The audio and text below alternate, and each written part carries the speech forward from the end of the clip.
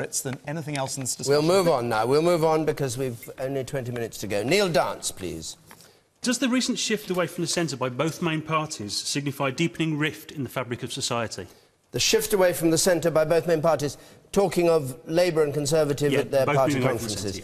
Does that signify a deepening rift in the fabric of society? Mehdi Hasan, can you be shorter than you were on the other answer? I will. I don't buy the premise of the question about this. I think one of the most distorting things in modern politics is this idea of the Centreground, as if it's a geographical place on a map that every politician gets in their car and drives towards. And it seems to be some kind of equidistant point between where the two major parties seem to be at any time. I just don't buy it. Take, for example, what Quentin referred to earlier as a wildly left-wing speech by Ed Miliband last week. If you look at the public polling, the majority of people want to go much beyond Ed Miliband. They want to renationalise the railways. All the polls show a majority of Brits favour renationalisation of the railways, of the energy companies, of the 50p tax rate being brought in on people on 100 grand, not 150 grand. So if we're going to talk about where the centre is, well, the public on many issues, on some they're not. On immigration, I accept, is much to the right of this mythical centre. But on issues like public services and the ownership of these utility companies and treating the bankers and taxation of the rich, public is to the left. Would you agree that the two socialist agenda. Would you agree that the two parties had pulled apart a bit over this conference season in terms of the political agenda they were offering? Have they pulled apart from each other? Yes. Yes, I do think they have. Right. Does that mean they've pulled apart from a Centreground? Not necessarily. At least we'll have a proper choice at the next election, as they did in America. In 2012, you had Mitt Romney taking a much more hard-right stand, Barack Obama at least talking in left-wing terms, if not acting in it. So hopefully we'll have a proper good choice at the next election. Kirsty Williams. I think the American example is a really bad one. You know, what's happened in Washington at the moment is the lack of cooperation about in the political parties, and that deepening rift in America has caused the government to shut down. I think there has been movement, and it's beginning to be clear what the priorities of both the right and the left are during this conference season. And I think what we do need is an anchoring force in the centre, because I do believe that's where most British people and British voters find themselves. And if we pull apart the opportunity to work together to solve the problems the country is facing, I think what we do is try to ensure that we've got strong economic policies to get us out of this recession and continue to drive the economy drive the economy forward. But we try to do that to ensure that we're also living in a fairer society. Yvette Cooper. Yeah, I mean, the debate that we've been having at our conference has been all about the cost of living crisis. I don't think that is a marginal issue. I don't think that's an our issue. I don't even think it's just a left-wing issue. I think it is a very mainstream issue that is affecting people right across the country, because prices are going up and up, bills are going up, and wages just aren't keeping up. For the 39 months that David Cameron has been Prime Minister, in 38 of them, prices have gone up by more than wages. And that means, in practice, people are worse off. What about the question that was asked by Neil Downs? Can you address the question?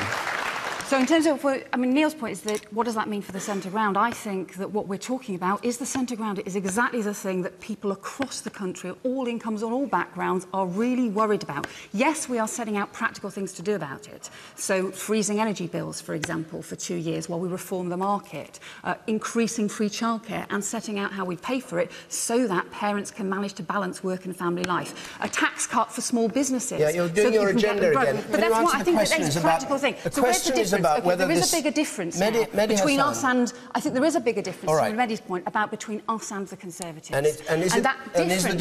Is the gap widening? I think that was the point of the question, wasn't it? I think, yeah, because we've set out practical things you could do about it. They haven't. And in fact, all they're doing instead is saying that, you know, you should just simply helping those on the highest income. They're the ones that have had the tax cuts. They're ignoring people in the middle. They're ignoring people on lowest income, turning their backs on them. We have had 3 wasted years of no economic growth. Now that the economy is finally growing, there's still a big challenge to make sure that the growth is strong enough, but also, most importantly, to make sure that everybody benefits and you don't have just a small minority benefiting and everybody else being left behind. That's what's unfair. Grant Shapps.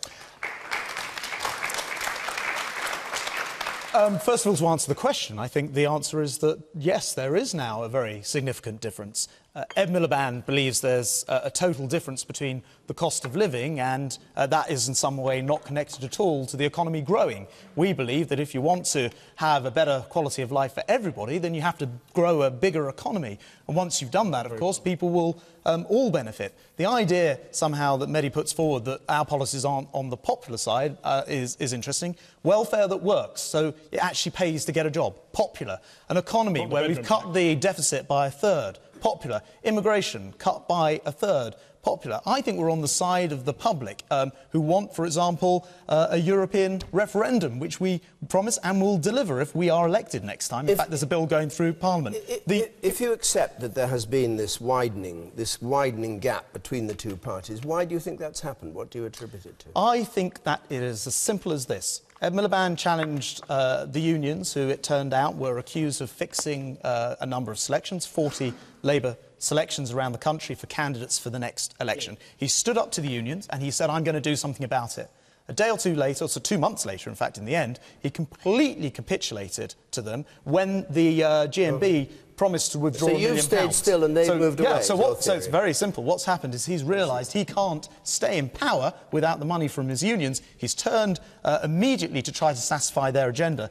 People want. I didn't interrupt you, Mehdi. People want to know not that their energies will be low for 20 months and go up beforehand and go up afterwards. But their electricity will stay competitive for 20 years, not 20 months. It's kindergarten economics. The man there, 4 in from the gangway, you, sir. OK. Unfortunately, we only have one political party in this country. We've got a Liberal wing of the European Party, we've got a Conservative wing of the European Party, we've got a Labour wing of the European Party. 70% of our laws are governed by Europe. All you're arguing about is that little 30%. That's why you're in the centre. That's why people are turned off politics, because there's no difference between the lot of you. Well, you might talk about influences, you may talk about this or that, but basically you're only talking about that 30%. You've said, Mr Shapps, about immigration. You've reduced immigration. That is non-EU immigration. What are you doing about European immigration? What are you going to do about those coming from Romania next January? Sir, I'm happy to have a debate, but it is overall immigration, including EU immigration. And to answer your question, for everyone else watching this, the only way to get a European referendum is to vote Conservative in the next election. Quentin You've Letts. promised that before, you've not delivered before. No, we haven't promised that before in the manifesto, and we actually have a bill in Parliament right now. You promised it before. No, you're misquoting history. That was before the Lisbon Treaty was passed.